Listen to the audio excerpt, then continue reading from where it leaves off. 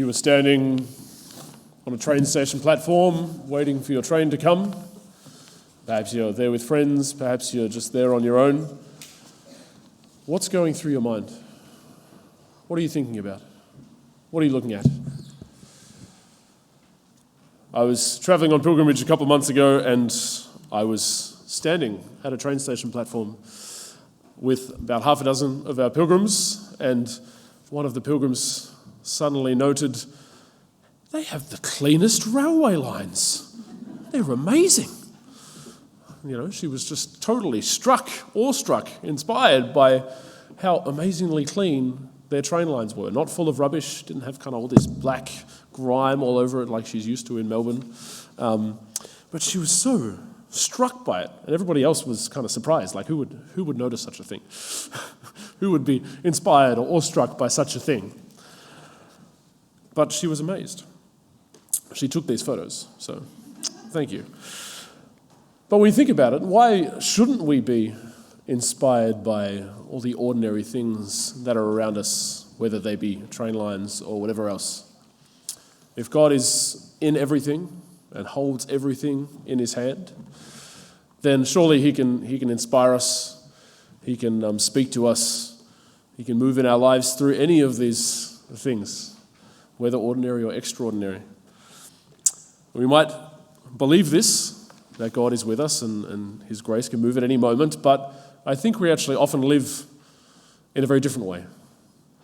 We live in this kind of divided way where we have our spiritual moments and then we have our ordinary moments. Our spiritual moments might be perhaps when we come to prayer, perhaps when we're talking with someone who's particularly holy or wise, and perhaps when we're doing some explicit act of charity or doing something that we know is God's will, serving him in some way. Or perhaps we're looking at a sunset or something. Those might fit into the category of spiritual moments. Therefore, we're open, we're expectant that God might be inspiring us. He might be saying something to us. He might be showing up in some particular way, guiding us, or whatever it is. So, when we're in those moments, our ears and our eyes are open. Our heart is open. We're open and attentive to what God might be saying to us, or what he might be doing in that place. But then we have all of the ordinary moments, which is basically everything else in our lives, most of our lives, whether we're brushing our teeth, or just walking down the road, or catching a train, or paying our taxes, or just having a banal conversation with a friend or a co-worker about whatever random stuff. And in those moments, we don't need to have our spiritual ears and eyes open because it's not that likely that God's going to move, yeah? In fact, it's much easier for us to engage with life in that way because then we don't have to spend energy on listening for the voice of the Lord.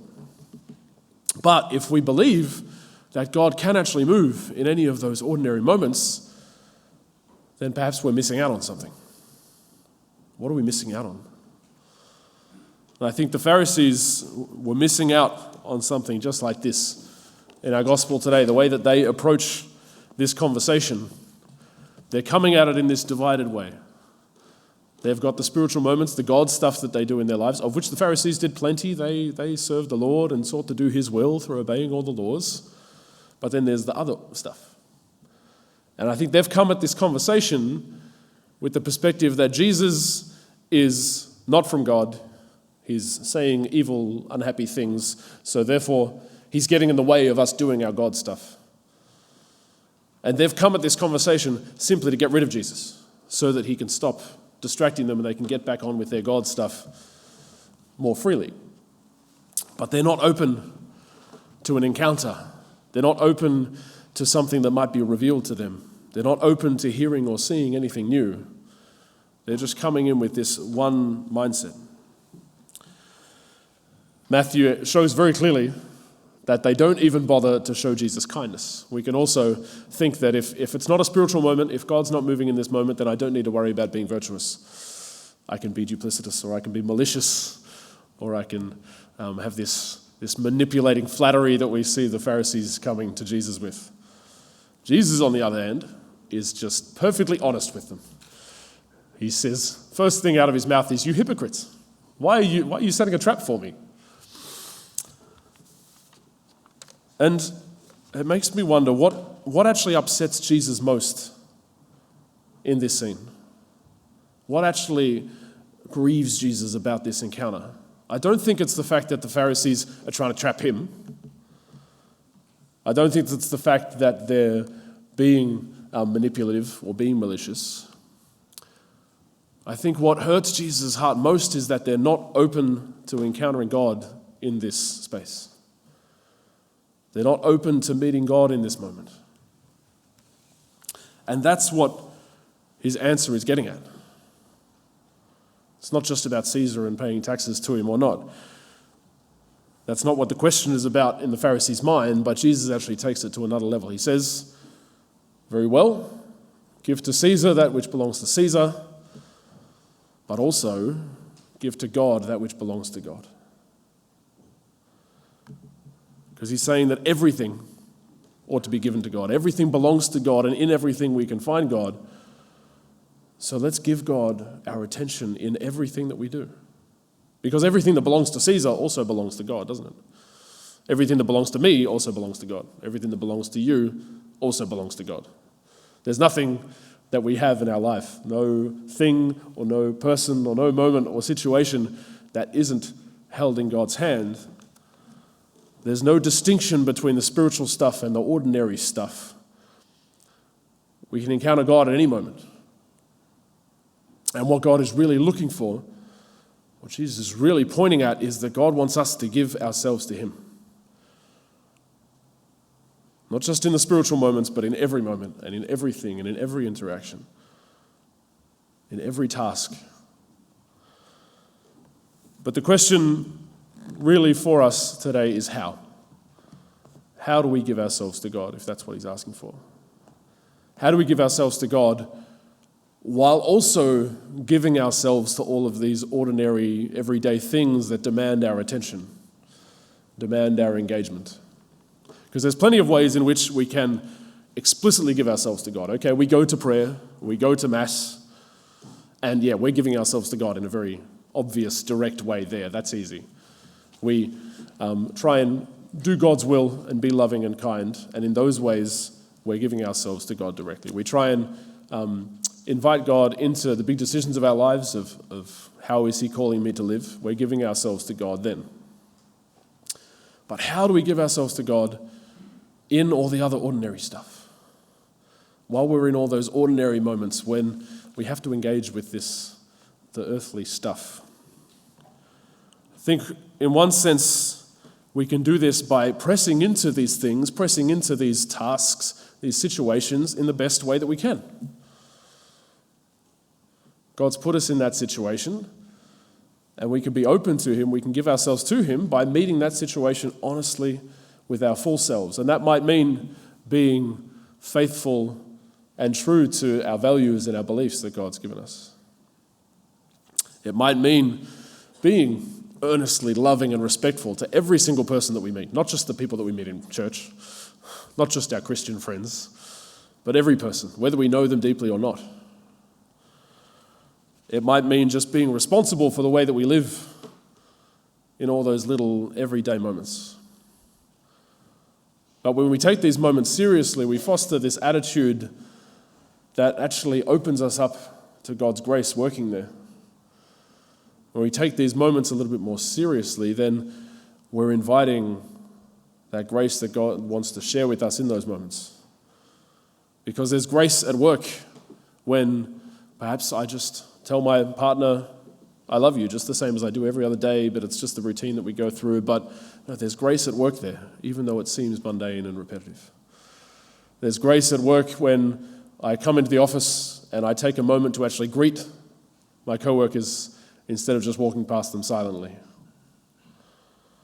There's grace at work when I stand on a train station and I actually open up my eyes and look around me at what's going on. Perhaps the clean train lines, perhaps the other people that are waiting for their trains. But if we believe that God is actually in everything, then it should invite us to this kind of openness, this posture of expectation that we can actually see God moving in our lives. Even if we're not seeing him, that we want to invite his grace to be at work, even in those invisible ways. I just wanted to share a couple more experiences where I had God turn up in totally unforeseen moments, in ordinary moments of my day. One time I was driving along listening to some music, and it was perfectly secular music, probably not the kind of music you would listen to. You would probably call it angry screamo music, but I like that sort of stuff. This was some years ago as well. I was listening to it, and the song was talking about some rather heavy emotions. And suddenly I was struck by people are actually wrestling with these kind of emotions, and people are actually perhaps wrestling for their lives if they're in this kind of feeling of distress. And God had touched my heart in such a way that I couldn't help but pray in that moment for people that were wrestling in this sort of way, who were struggling in that kind of way. And for the next few minutes then, I was interceding and I was praying because my heart had just been wrenched by this with many tears, out of the blue, while I was just listening to random secular music. God called me to intercede in that moment. I don't know who I was interceding for, but his grace was at work there. Another moment, I was riding my bike into university and I'd pulled up at the traffic lights at Camberwell Junction. You might not know Camberwell Junction, but it's a very busy intersection, like one of the busiest, biggest intersections around here. Cars everywhere, people everywhere. It would have been peak hour, early in the morning. Billboards everywhere. Not a quiet, still sort of place. But as I stood there, I was suddenly struck by this feeling of stillness. For no reason. Couldn't explain it. It was very, very clear within my soul. Suddenly I was just feeling this stillness, which I was able to then take to prayer later and lean into with the Lord. But I didn't expect that he was going to turn up in such a random, busy, functional, ordinary sort of place in my life. But my invitation for you is the next time that you find yourself stopped at the traffic lights at a busy intersection, or just going about your day listening to music, or standing on a train station platform, or whatever ordinary thing you might find yourself doing, to open up your eyes, open up your ears to what God might be doing in that place, to how he might want to be speaking to you that day, how he might want to be showing himself to you in that moment, or leading you somewhere, or bringing his grace to somebody else through your openness. I invite you to just open up your heart a little bit more in that posture of expectation. You might even be so bold as to ask God, what are you doing in this place? What is the grace that you want to bring in this ordinary moment?